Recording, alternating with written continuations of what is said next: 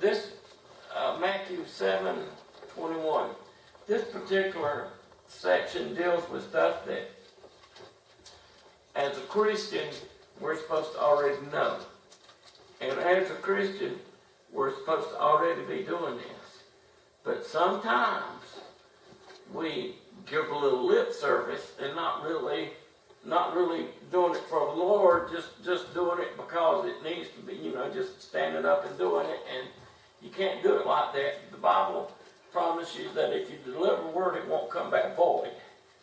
But this particular passage here is something that pertains to Christians. This don't pertain to people that's not Christians. This is talking about people that are Christians. And number 21, it said, "Not everyone that saith unto me, Lord, Lord, shall enter into the kingdom of heaven, but he that doeth the will of the Father which is in heaven.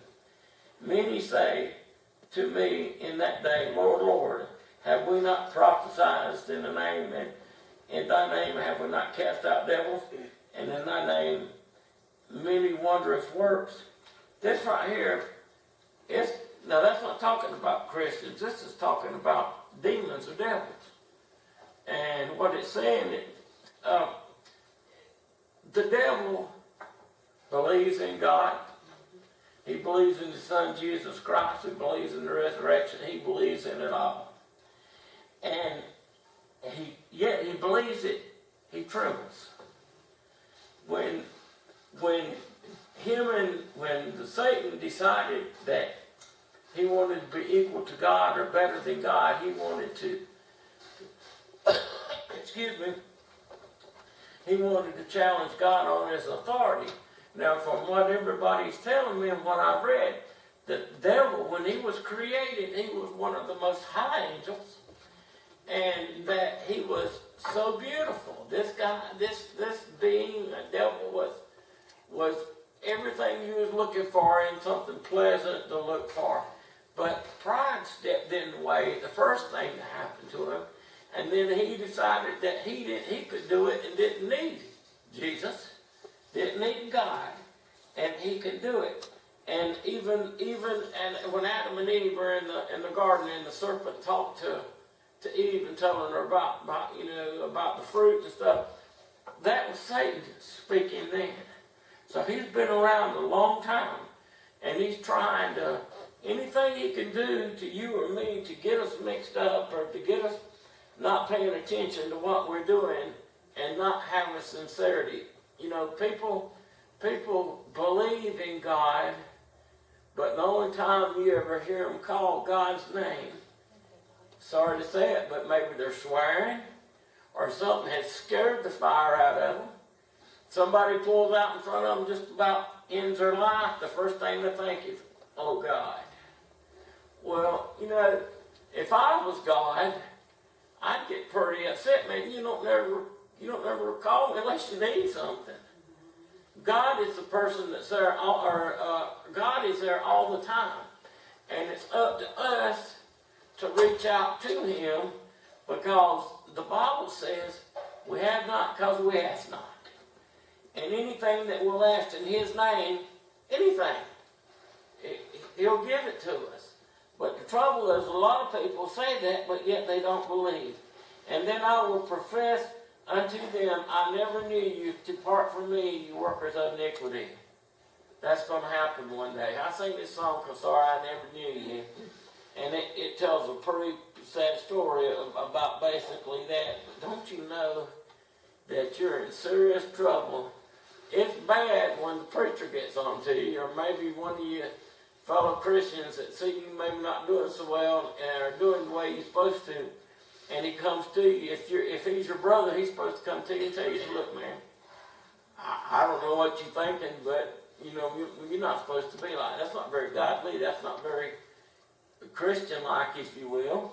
And if your brother can tell you, why can't God convict you of the same thing? And therefore, whosoever heareth in these days, whosoever heareth these sayings of mine and thus doeth them, I will liken him unto a wise man that built his house upon the rock. Everybody knows that story, we all sing this song growing up. The foolish man built his house on the sand. The righteous man built his house on the rock. That's just like if you ain't got a good foundation, if you build a building, and you just set it up there and you don't worry about getting the corners plumb or square or level. Next, start put a good foot in there, a good foundation. And next thing you're going to do is you go out to the barn and you can't even hardly walk in that thing because it's already leaning.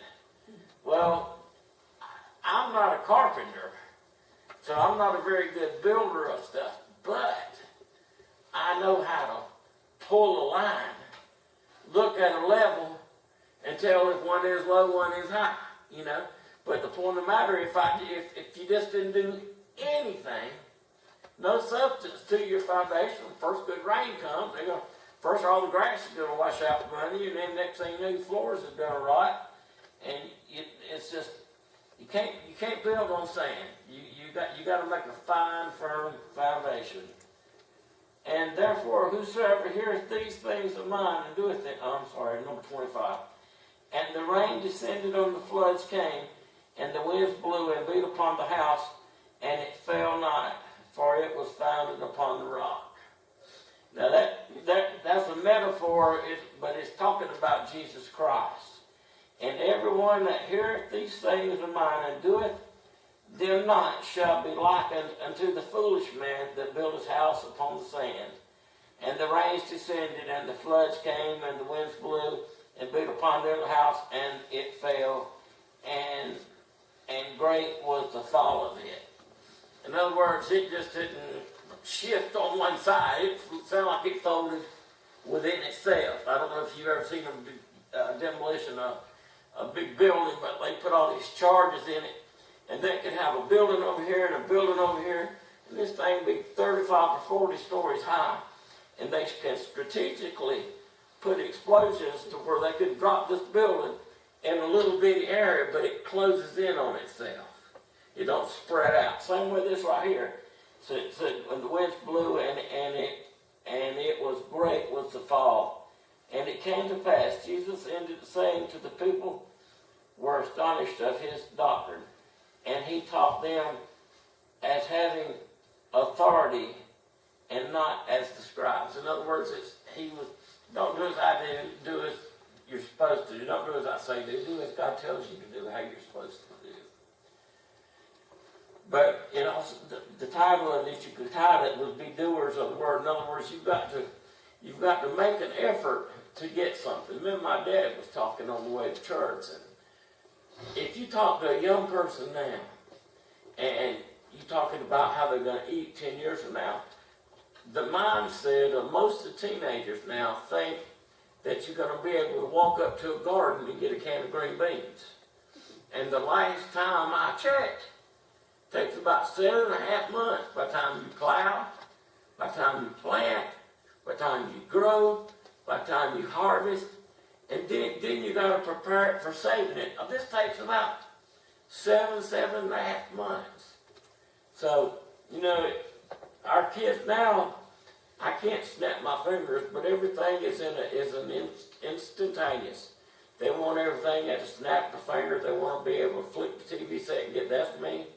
If I can't find my remote control, and it's funny. We got 3 remote controls at my house for the same TV. Now, I got this one certain remote I like. Now, all 3 of them will do the exact same thing. But still, I pick and choose the one I want. Well, needless to say, as soon as I'm not around, they take the one I got. And when I get to hollering for it, they'll bring it to me. But I'd like to just hope that you got some. Yeah, I'm preaching to myself, Pop. I want to thank y'all for coming tonight. And I know it's been a little bit brief, but mostly we got out the word and got it to the folks, and it won't become void. I would ask that everybody stand and